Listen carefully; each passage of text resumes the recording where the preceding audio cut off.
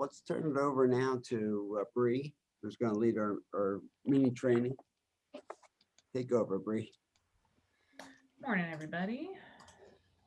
Let me put you over here. Nope, put me over here. See what my students see every day. Like, am I sharing the right screen? No? All right, great. uh,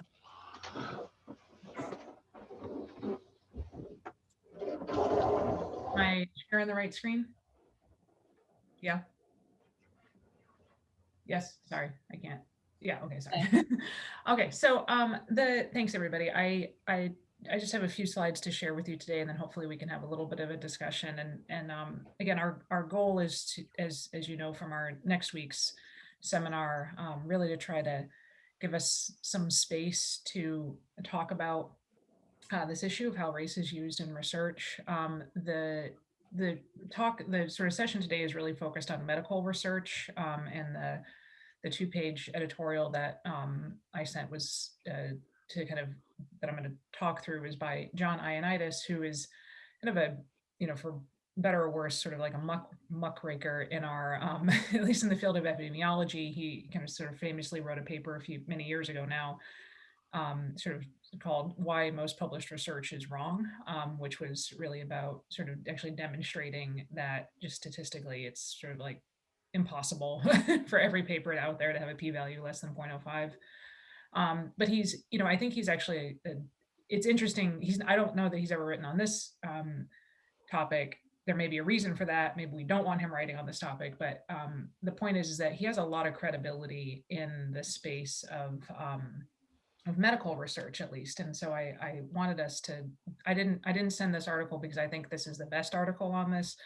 I sent this because it's an illustration of the type of conversation that the medical journals are having on this topic. And given that many of us are obviously working in health, even though we're a social behavioral science core or center, I think it's important to kind of understand how they're approaching it differently and how we can be useful to their efforts. So some key points of the article, just to summarize, is, he argues, but I think we all agree with, that race is a historical, poorly specified measure that nonetheless has a great deal of explanatory power when it comes to health. The thing that's really, I think, you may not be as aware of, or maybe you are, sorry, I don't, is the idea that the ways that race is actually being used implicitly and explicitly, both in medical research and in medical care. So how many of you are familiar with BiDIL or have heard of BiDIL? Does anybody? Nobody? So BiDIL is a medication, an FDA-approved medication to treat heart disease heart failure, among African Americans only. So this was a drug that was approved probably a decade ago now. The initial clinical trial, it was not designed to just treat heart failure among African Americans, but the initial trial, which was conducted among all racial ethnic groups, there was a sort of post hoc analysis essentially showing that it was not very effective in any group other than African Americans, but it was very effective among African Americans. And based on this data, the FDA approved this medication, which was one, if not the first, one of the first medications used that for a specific racial ethnic group. And there's a huge, as you might imagine, both ethical concern, but also actually just statistical concern, right? This was a post hoc analysis. There was not a hypothesis that this would only work among one racial ethnic group from the beginning. How is this like legitimate, et cetera? So it's a story in and of itself, but I want you to be aware of that. Another way this is used is in screening for diabetes. So the American Diabetes Association, their recommendation is to screen Asian Americans for diabetes at a BMI of 23, which, for those of you who work in obesity, is within the normal weight range. This is not overweight, is above 25, a BMI of 25. And the argument is because, for whatever reason, the Asian Americans are more likely to have insulin problems with insulin sensitivity and glucose tolerance at a lower weight than other groups. But this is now part of the ADA recommendations, that if your patient is Asian American, as a physician, you should be doing a hemoglobin A1C test on that person, even if they have normal weight.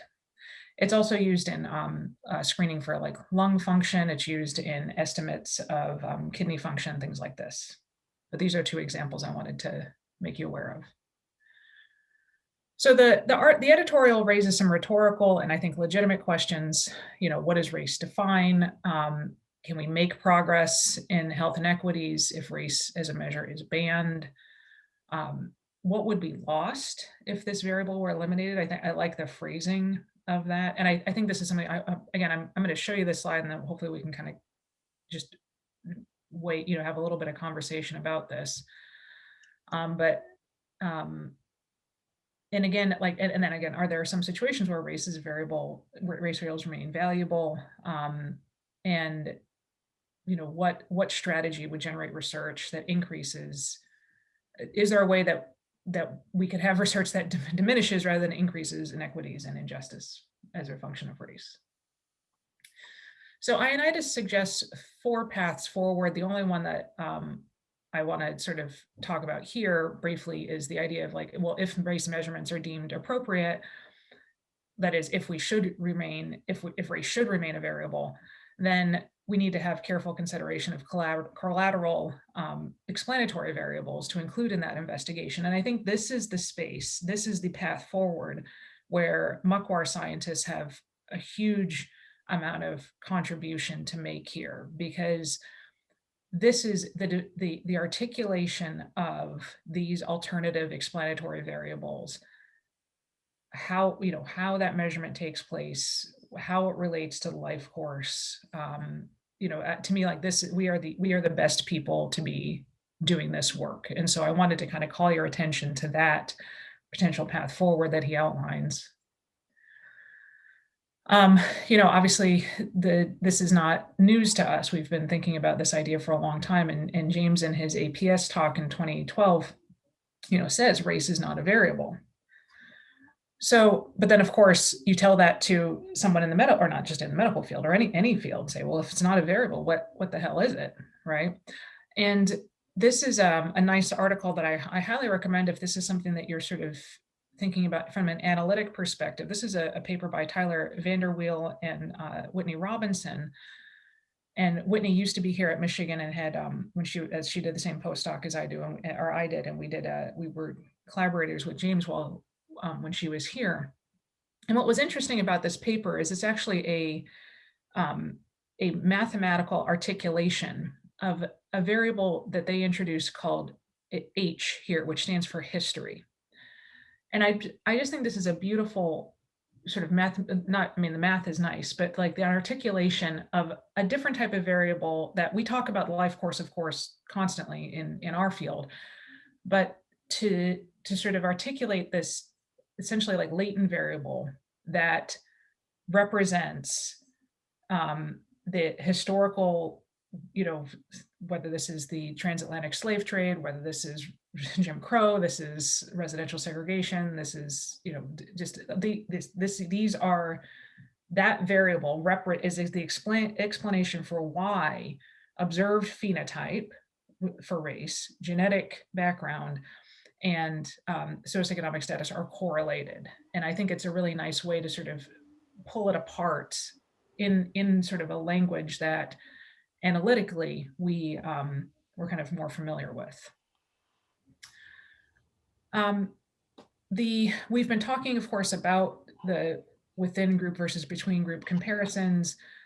This is a quote from a Keith Whitfield paper, which is in our annotated bibliography too, that I think I think the other piece here is, this is something also that John Ioannidis brings up, but I think it's really nice to see how, actually it's very interesting. I looked at sorry, this is a side. I looked at the papers that Ioannidis cited, and I didn't recognize a single name of on any of the papers he cited for his arguments. And I thought, I think actually that is important to recognize, because to me it illustrated, like, he did not cite Keith Whitfield or James Jackson. or any of the people that we know have done a tremendous amount of work in this space. And I think it sort of just became, to me, it just crystallized the idea that like we have to, these can't be parallel efforts. We have to figure out how to integrate them.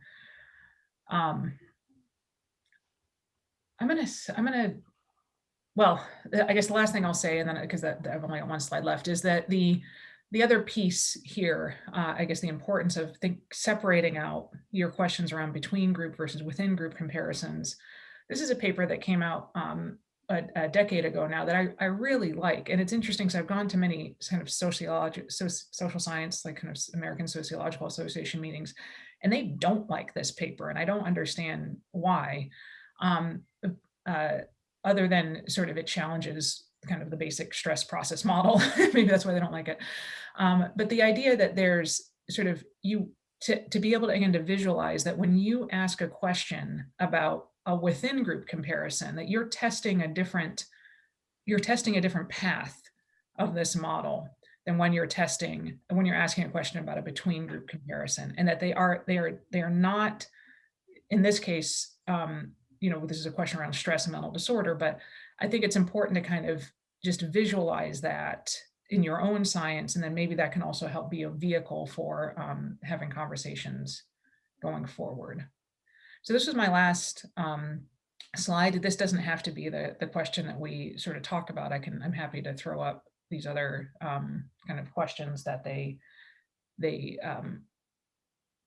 that were in the editorial, but I will stop sharing my screen. Maybe stop. And I'll throw this slide deck in the I think actually, Deborah, it came with the agenda today, right? So everyone has it. Or not? Should I throw it in the chat? Throw it in the chat. I'll do that. And thank you so much, Bree. I know Kahari has a question in the chat for you. How do they measure race? Who's they? I think he meant in the article, and they sort of described all the different ways you could measure race. Yeah, the authors of the article. How do they measure race in that article? So it's a great question. It's just an editorial, so it's not a empirical study. Okay. Well, what about the art? Well, okay. That's my question. The article that he's referencing, I wonder how do they measure race? I don't know if you may not mention it. Oh yeah. Oh, sorry. Yeah. It's actually not even. I should rephrase. It's actually like a commentary. So he just sort of. It's not even responding to a specific. He just sort of is having the conversation. The reason I sent it is because it was short, and I thought, and it was because in JAMA, and so I wanted it to as an example of the way that people in the medical field are having a conversation around this topic. Yeah, I mean that's good. I mean, I asked the question because I wonder, like, I know there's a difference in, I think there's a difference in the health outcomes among African immigrants relative to African Americans, Caribbean immigrants relative to African Americans. Mm-hmm. And with the Ancestry.com, I know that's not completely random. The genetic information that they get is not completely random. Yeah. But they show that among African Americans, that average African Americans has between 15 and 20% European ancestry. Mm-hmm. So if they're using that definition, like what's considered African American? Yeah. Whether it be like if they're using a genetic definition, whether it be a cutoff, or if it's, that's my question. Yeah. Because if it's, how would you even define it if you're looking at biologically? Because of course, sociologists and public health scientists, we all know that race is socially constructed. Mm-hmm. So this just bothers me. It really does. This idea that, these medicines are available but work for African Americans. So what about African immigrants or Afro-Caribbean immigrants that have different health outcomes than African Americans? That's my question. Yeah. Oh yeah. So around the BIDIL question specifically, yeah. I mean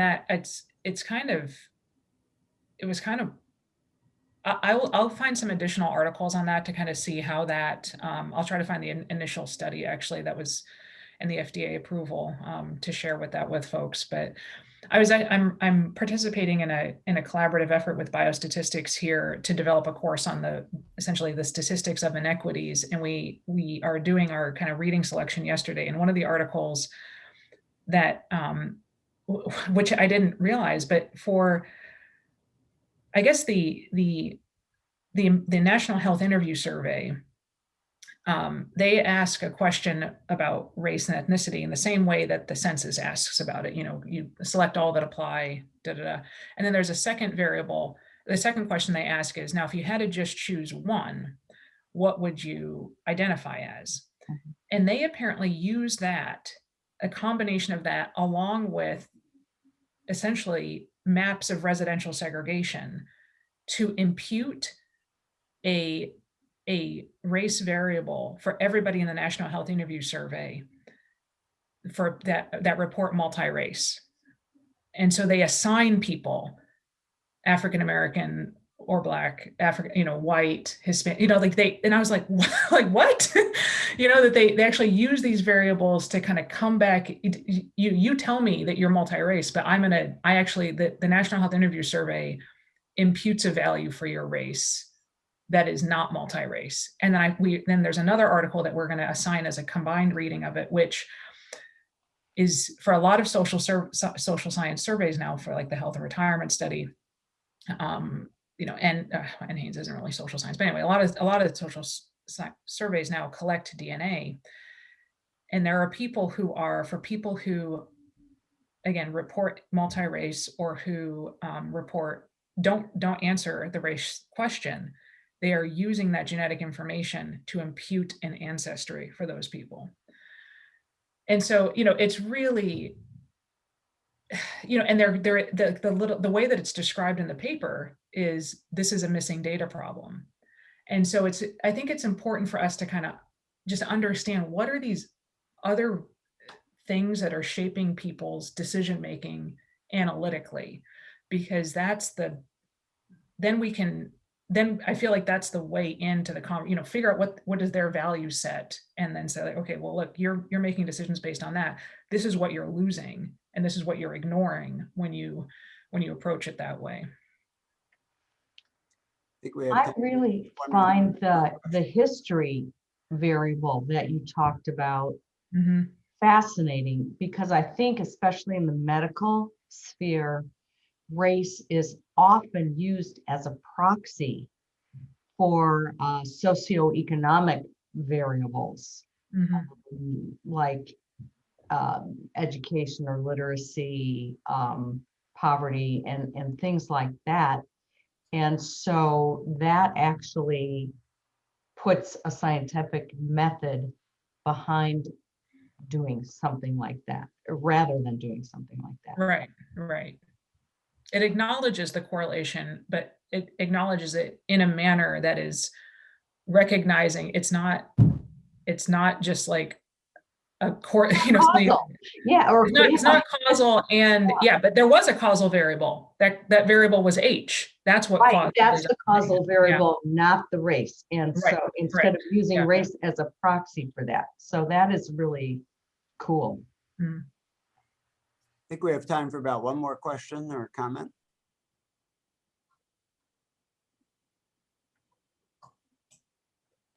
I just have quickly, I'm having a hard time following the conversation. And what I just posted was a editorial or an intro to special issue by James Jackson and others in Social Science and Medicine about the importance of framing things in a critical race perspective, and from structural racism and cultural racism. And it goes a little bit back to Kahari's point of like, what are we even talking about? And Bree, like you were saying, like, what are we even talking about? And if we're not talking about the impact of racism in these different ways, then I really don't know what we're doing. Not we, but like the grander we, as we're working on this stuff. And in terms of the Bree, of like, no, but they think racist stuff, and they're probably not going to be aligned with a critical race perspective. And so I get a little bit frustrated of how to engage with that kind of literature, and then where to go. I hear what you're saying. And I, for those of you on like the Spirit of 1848 listserv, there's been a whole like lately kind of conversation around, JAMA just had a podcast on structural racism. Like, what is it? And there's folks who are not happy with that. I haven't listened to it myself, so I don't want to comment on it. But I think it's, from the perspective of whether it's collaboration, so I need to collaborate with physicians or providers or just people in the medical field, or I'm doing work that is going to then be, sort of, I want this group of people to be reading this stuff. I want them to be thinking about it differently. I think I think the way to kind of engage with it is to sort of ask questions. I mean, that's kind of one of the things I liked about the Ioannidis article, even though there are a lot of things I didn't like about it, is that he poses a bunch of questions to an audience, like what, and it's like, what do you lose if we don't talk about race? What do you gain? Like, actually, like, point to me, like, what do you gain from that? And I think that if we can sort of say, what do you gain from taking a critical race theory to this question? What do you lose from taking a critical race theory to this question, right? And maybe that sort of,